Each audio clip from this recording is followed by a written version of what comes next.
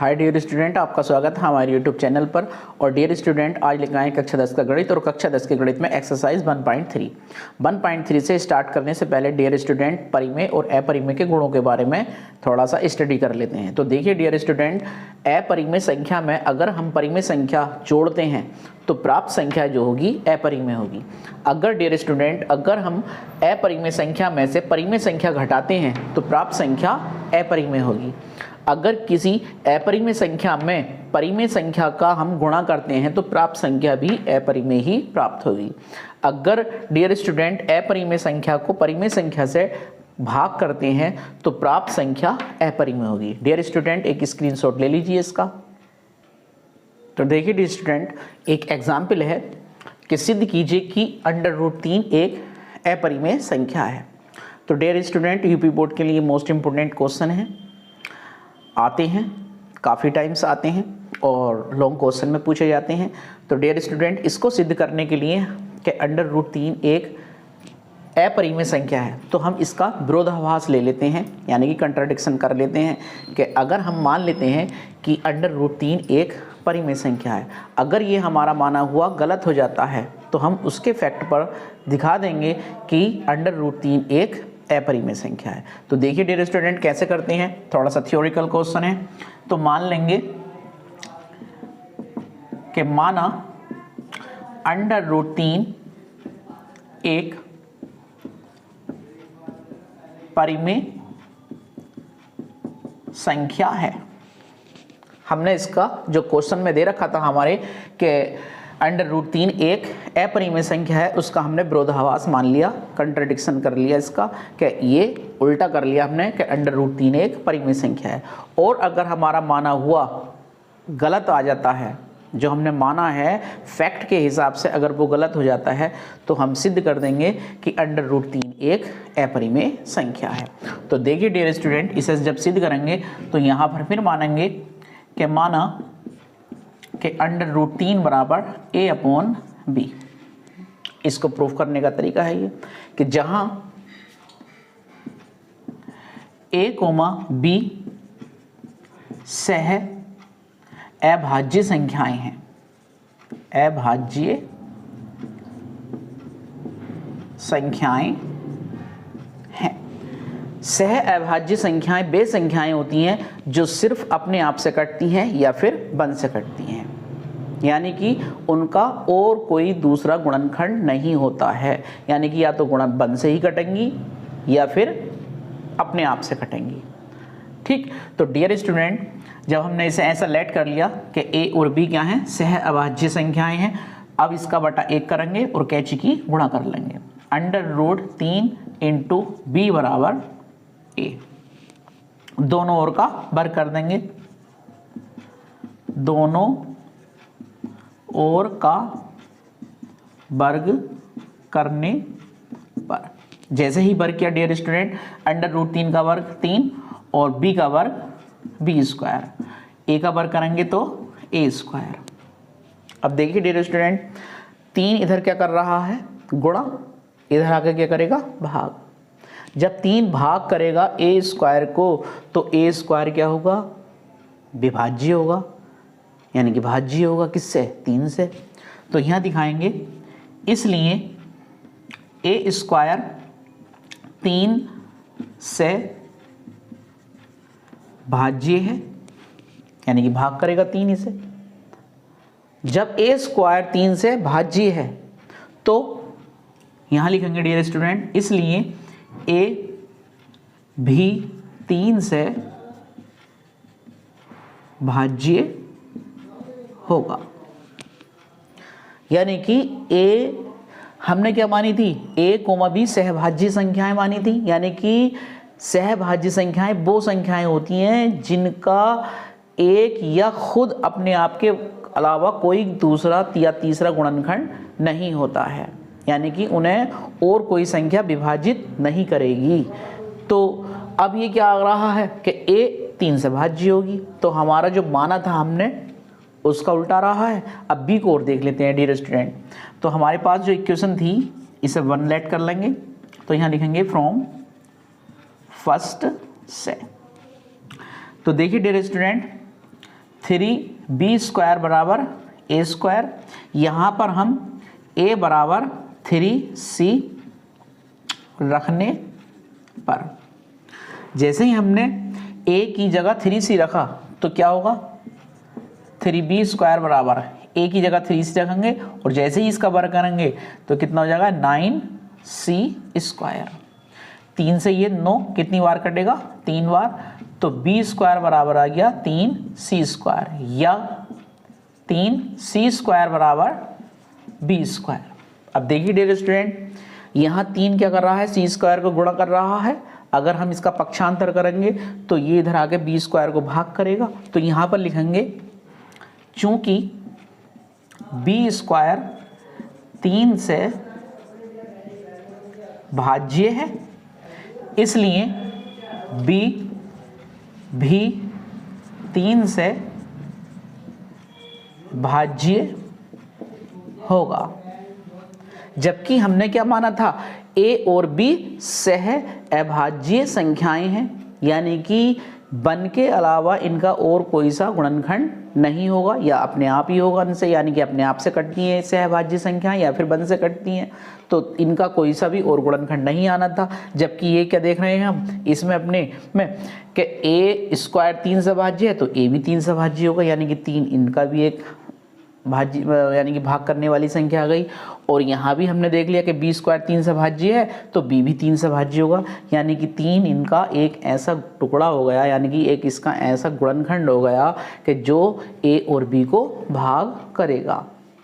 तो जो हमने माना था कि √3 बराबर a/b, और जहाँ a, b सह अभाज्य संख्याएं हैं, तो वो जो माना था हमने वो माना हुआ हमारा क्या हुआ, गलत हो रहा है।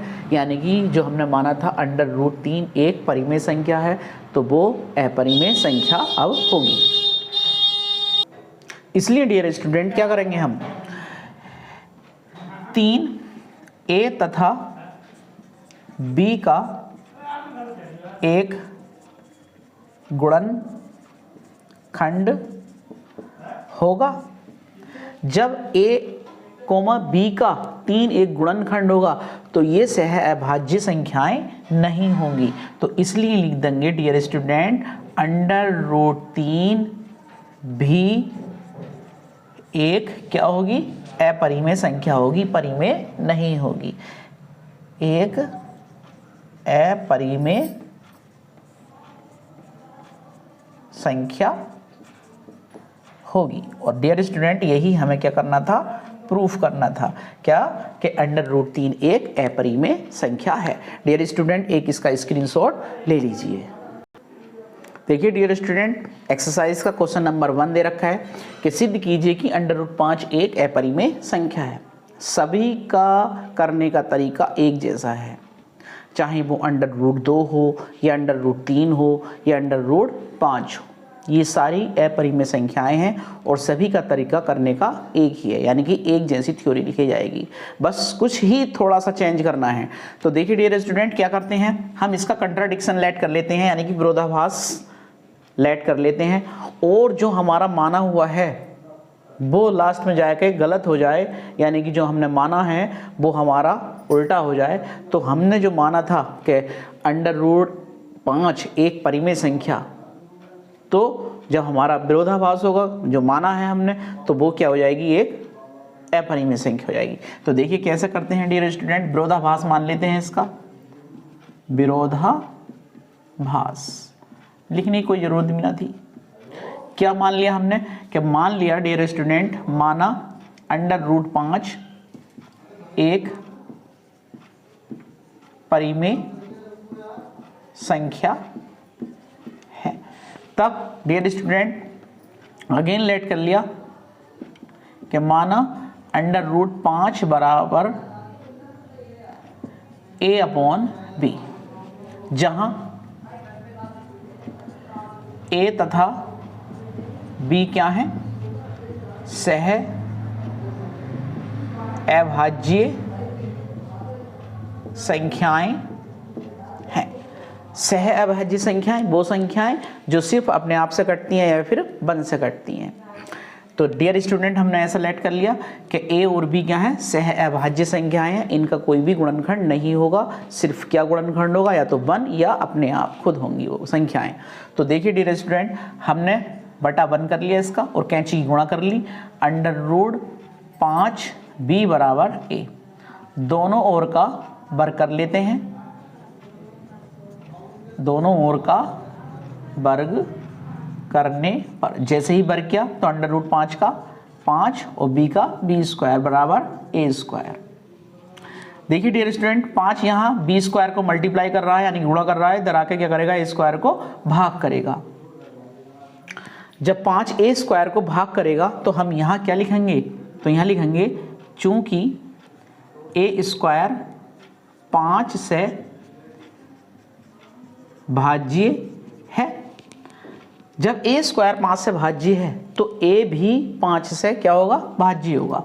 तो यहाँ लिखेंगे हम, इसलिए a भी 5 से भाज्य होगा। और जबकि हमने a और b को क्या लेट किया था डियर स्टूडेंट, कि ये सह अभाज्य संख्याएं हैं, यानी कि इनका और कोई गुणनखंड नहीं होगा, यानी कि 1 होगा या अपने आप होंगी। लेकिन यहाँ पर क्या रहा है, 5 से भाज्य है, यानी कि 5 भी इसका एक गुणनखंड होगा। तो हमारा जो माना था हमने वो क्या होने वाला है, अब असत्य सिद्ध होने वाला है। तो देखिए डियर स्टूडेंट, अब आगे क्या करेंगे हम, जो हमारी इक्वेशन थी इसे हम लेट कर लेंगे और फ्रॉम फर्स्ट से लिखेंगे। फ्रॉम फर्स्ट में क्या लिखेंगे डियर स्टूडेंट, a बराबर कितना रखेंगे, जहां हमारे पास √3 था तो हमने a बराबर 3c लिखा था। अब √5 है तो यहाँ पर a बराबर कितना लिख देंगे डियर स्टूडेंट, 5c। √2 होता तो 2c लिख देते। अब देखिए डियर स्टूडेंट, a बराबर 5c रखा किसमें, समीकरण 1 में, तो क्या हो जाएगी समीकरण 1, 5b² बराबर a की जगह 5c और जब स्क्वायर करेंगे तो 25c²। 5 से कितनी बार कटेगा ये, 5 बार। तो यहाँ आ जाएगा b² बराबर 5c² या 5c² बराबर b²। अब देखिए डियर स्टूडेंट, 5 यहाँ c² को क्या कर रहा है, मल्टीप्लाई, और जब इसका पक्षांतर करेंगे तो b² को इधर जाकर ये क्या करेगा, भाग करेगा। तो यहाँ कैसे लिखेंगे इसे, चूंकि b² 5 से भाज्य है, इसलिए b भी 5 से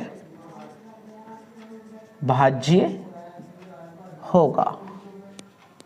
यानी कि a और b दोनों क्या होंगे डियर स्टूडेंट, 5 से भाज्य होंगे, यानी कि a और b का एक गुणनखंड 5 भी होगा। जबकि हमने लेट किया था कि a और b ऐसे हैं कि ये सिर्फ या तो अपने आप से कटेंगे या फिर 1 से कटेंगे, इनका कोई और गुणनखंड नहीं होगा। जब तो हमारा माना हुआ असत्य हो रहा है तो हम क्या लिखेंगे डियर स्टूडेंट, जो हमने माना था कि √1 5 परिमेय संख्या है तो वो भी एक हमने असत्य लेट कर लिया, तो हमारा वो क्या होगा कि वो परिमेय नहीं होगी, यानी कि अपरिमेय होगी। तो यहाँ लिखेंगे, इसलिए a, b का 5 एक गुणनखंड होगा, यानी कि a और b सहभाज्य संख्याएं नहीं होंगी। इसलिए लिख देंगे डियर स्टूडेंट इस फैक्ट के आधार पर कि √5 एक अपरिमेय संख्या होगी। और यही क्या करना था डियर स्टूडेंट, प्रूफ करना था। डियर स्टूडेंट एक स्क्रीनशॉट ले लीजिए इसका। डियर स्टूडेंट, अगर हमारी वीडियो आपको पसंद आती है तो प्लीज़ लाइक करें, शेयर करें और हमारे यूट्यूब चैनल को प्लीज़ सब्सक्राइब करें।